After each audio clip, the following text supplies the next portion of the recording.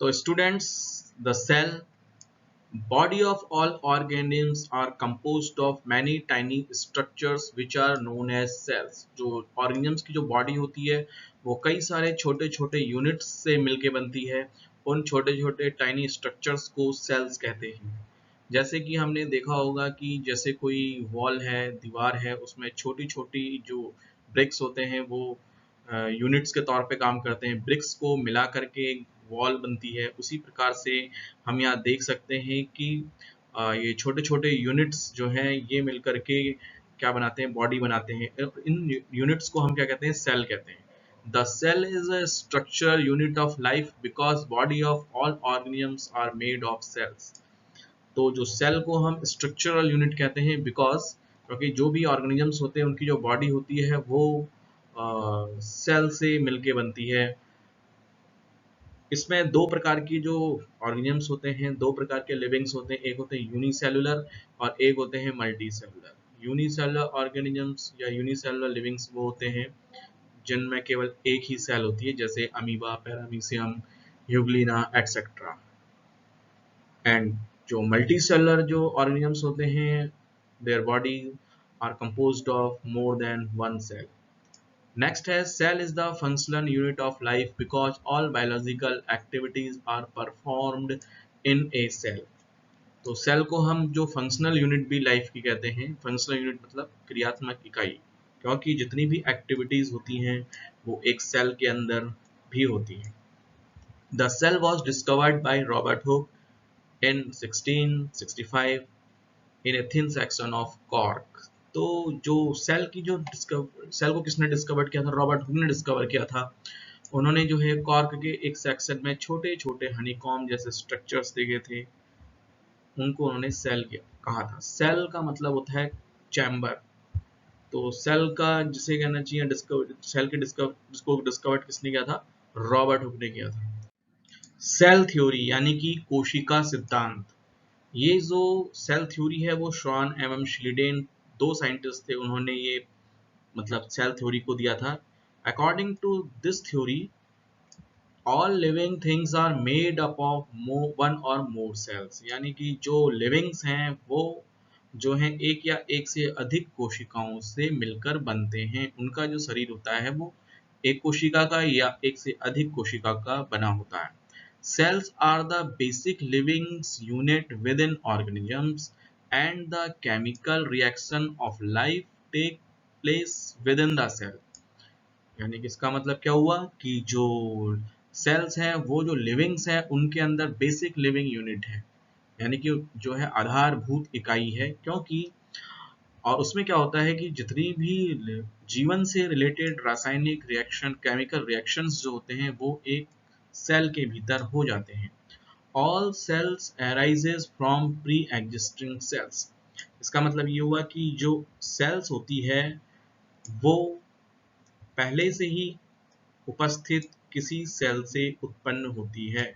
ये जो है कोशिका विभाजन की स्थिति है। यहाँ पर क्या होती है, जो नई सेल्स हैं ये जो हैं किसी पुरानी पहले से ही उपस्थित कोई सेल से अराइज होगी। तो these are the points related to the cell theory. Students, यहाँ पे जो डायग्राम डिस्प्ले हो रहा है ये प्लांट सेल का है। इसमें जो कौन कौन से पार्ट होते हैं जो हमको प्लांट सेल्स में दिखाई देते हैं, इसमें सबसे पहले आता है सेल वॉल। सेल वॉल जो है केवल प्लांट सेल में पाई जाती है और ये सेलुलोज की बनी होती है और ये एनिमल सेल में नहीं पाई जाती है। इसके बाद जो इसका जो लिक्विड है, जो सेल का किसी भी सेल का जो लिक्विड होता है इसको हम साइटोप्लाज्म कहते हैं। और साइटोप्लाज्म में डिफरेंट प्रकार के जो पार्ट होते हैं उनको सेल ऑर्गेनेल्स या कोशिकांग कहा जाता है। इसमें जो मेन जो पार्ट होता है वो होता है न्यूक्लियस का।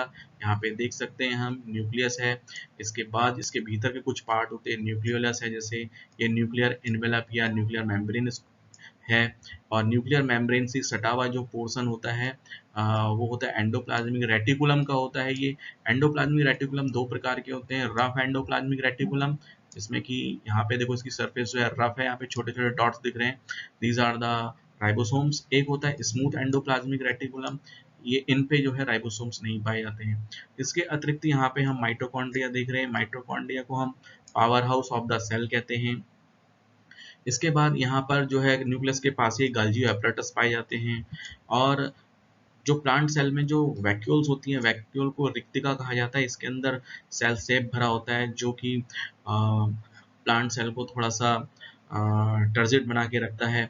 और इसके अलावा और क्या क्या होता है, इसमें छोटे छोटे पेरोक्सिसोम पाए जाते हैं। मेन पार्ट जो है प्लांट सेल का क्लोरोप्लास्ट है।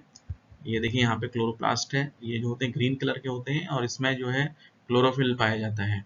और ये जो क्लोरोप्लास्ट होते हैं वो क्या करते हैं, फोटोसिंथेसिस का प्रोसेस करते हैं। यहाँ पर देखिए प्लाज्मा मेम्ब्रेन दिख रही है, this is the outer most part of the cell. और प्लांट सेल के बाहर जो है, इसके बाहर सेल वॉल होती है। ये जो प्लाज्मा मेम्ब्रेन होती है ये क्या करती है, सेल की बाउंड्री बना करके रखती है। इसके बाद इसमें हम देख रहे हैं यहाँ पे प्लाज्मोडेस्माटा टाइप के कुछ दिख रहे हैं जो एक सेल को दूसरे सेल से मतलब अटैच करने का काम करते हैं। यहाँ पर कहीं कहीं पे हमको लाइसोसोम भी दिखते हैं, ये जनरली जो है वो प्लांट सेल में पाए नहीं जाते हैं। तो ये हम देख सकते हैं। तो these are the parts found in a typical plant cell. यहाँ पर एक राइबोसोम भी दिख रहे हैं। राइबोसोम्स का काम क्या होता है, प्रोटीन सिंथेसिस का काम होता है। तो ये सारे स्ट्रक्चर जो है वो एक प्लांट सेल में दिखाई देते हैं। स्टूडेंट्स यहाँ पर जो हम सेल देख रहे हैं ये एनिमल सेल है। एनिमल सेल में जो सबसे बाहर हमको कौन कौन से पार्ट दिखते हैं, सबसे बाहर हमको दिखता है प्लाज्मा मेम्ब्रेन। ये जो है एनिमल सेल की जो है सबसे आउटर मोस्ट लेयर होती है। और प्लांट सेल की तरह एनिमल सेल में कोई सेल वॉल नहीं पाई जाती है। इसमें जो है, जो हम जानते हैं कि जो सेल का जो लिक्विड होता है उसको क्या बोला जाता है, प्रोटोप्लाज्म बोला जाता है। फिर उसमें प्रोटोप्लाज्म में भी जो है उसके दो पार्ट हो जाते हैं, साइटोप्लाज्म और सेल ऑर्गेनेल्स। तो ये साइटोप्लाज्म है। साइटोप्लाज्म में जो है यहाँ पर हम देख सकते हैं न्यूक्लियस, न्यूक्लियस वाला ये पूरा पोर्शन दिखाई दे रहा है। इसमें न्यूक्लियस के बाहर जो है वो न्यूक्लियर इन्वेलप है जो डबल मेम्ब्रेन होता है। इसके भीतर जो हम देख सकते हैं यहाँ पर ये न्यूक्लियोलस है। न्यूक्लियोलस के भीतर का जो लिक्विड है उसको क्या कहा जाता है, न्यूक्लियोप्लाज्म बोला जाता है। और जो ये आउटर मेम्ब्रेन है न्यूक्लियस की, आउटर न्यूक्लियर मेम्ब्रेन, इससे जो है ये एंडोप्लाज्मिक रेटिकुलम जो है ये अटैच रहती हैं। एंडोप्लाज्मिक रेटिकुलम जो है वो दो प्रकार के होते हैं, एक होता है रफ एंडोप्लाज्मिक रेटिकुलम, दूसरा होता है ये स्मूथ एंडोप्लाज्मिक रेटिकुलम।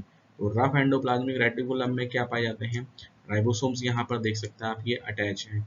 इसकी वजह से रफ एंडोप्लाज्मिक रेटिकुलम जो है जो रफ होती है, जबकि स्मूथ एंडोप्लाज्मिक रेटिकुलम में कोई राइबोसोम नहीं होते हैं।